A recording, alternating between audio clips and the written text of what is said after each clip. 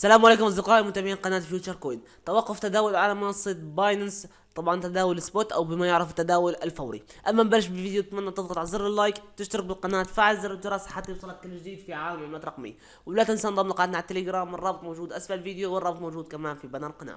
خليكم معنا اصدقائي الى بعد الان.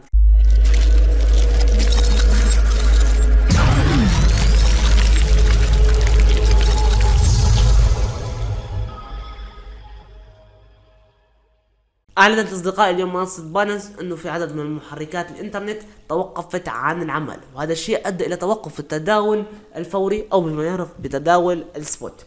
تداول العقود الآجلة تزال متوفرة وممكن داخل منصة باينانس. واحد من محركات الإنترنت حاليا عاد إلى العمل، طبعا من ساعة تقريبا صار هاي المشكلة وما عم نقدر نتداول سبوت على منصة باينانس. رح يتم استئناف التداول بعد ساعات قليلة من الآن، لكن القصة بتستغرق بعض الأوقات.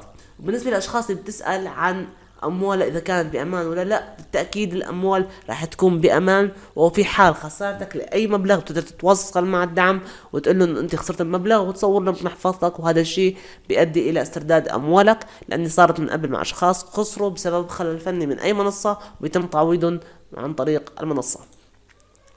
وطبعا مؤسسي باينانس غرد وقال انه من قبل كانوا يستخدموا ترانزستورات كبيرة، وكانت تدخل بعض الحشرات وتتدفى داخل الترانزستورات، وهذا الشيء بيسبب ماس كهربائي وخلل فني في جميع القطاعات بشكل عام، خاصة قطاعات الانترنت.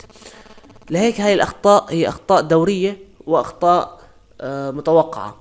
حاليا منصة باينانس عم تتجنب قدر الإمكان توقع بهيك أخطاء. توقفت أحد محركات العمل، وحاليا رح ترجع تستأنف العمل بعد ما يشتغلوا باقي المحركات. شو بالنسبة للبيتكوين أصدقائي، لساتنا نحن كاسرين منطقة الودد الصاعد وعم نتداول أسفل هاي المنطقة، عم نلمس أكثر من مرة بالترند وبنرجع ننزل. حاليا عم نداول تحت مناطق 28,000 دولار، ولحد الآن تداولنا تحت مناطق 28,000 دولار. هذا الشيء بسبب خطر، ولحد الآن عندي حركة هبوطية أو عندي شكل هبوطي باستئناف الهبوط لمناطق 25,000 دولار إلى 24,000 دولار. متوقع هبوط، لكن الهبوط رح يجي بشكل مفاجئ، يعني بأوقات بتكون بعيد فيه عن التداول رح تلاقي بيتكوين عمل دم 4000 دولار. ما بينجح سيناريو الصعود إلا باختراق مناطق 29,000 دولار ونتداول أعلى هاي المناطق. لما نتداول أعلى مناطق 29,000 دولار فأنا بتكلم بقول إنه اتجاهي رح يكون صعودي وهدفي 32,000 دولار. أصدقائي بكون وصلنا لهذا الفيديو، بتمنى الفيديو يكون عجبك. لا تنسى تشترك بالقناة، تفعل زر الجرس، تضغط على اللايك حتى يوصلك الجديد في عالم الرقمي. مع السلامة، دمتم بخير.